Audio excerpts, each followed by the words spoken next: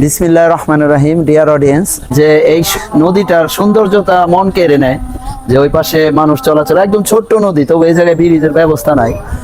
দেখতেছেন এই জায়গায় কিন্তু বিশাল একটা হাসপাতাল রয়েছে, হসপিটাল, যে এটা কুমুদিনী হাসপাতাল। আমি আপনাদেরকে শুধু মাত্র বাইরের সাইডটা, আউট সাইডটা দেখানোর চেষ্টা করতেছি।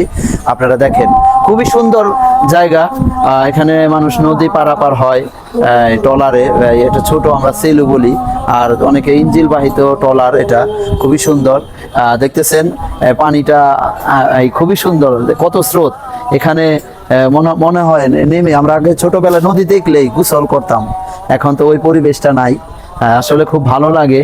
আমার দুই পাশে এই শান বাঁধানো ঘাট যেভাবে বাঁধে ওইভাবে খুব সুন্দর করে এই জায়গাটা। আসলে এই চারিপাশে সবুজ ঘাস, খুব ভালো লাগে আলহামদুলিল্লাহ। তো আপনাদেরকে বলবো, এরকম নদী আর কার কার ভালো লাগে?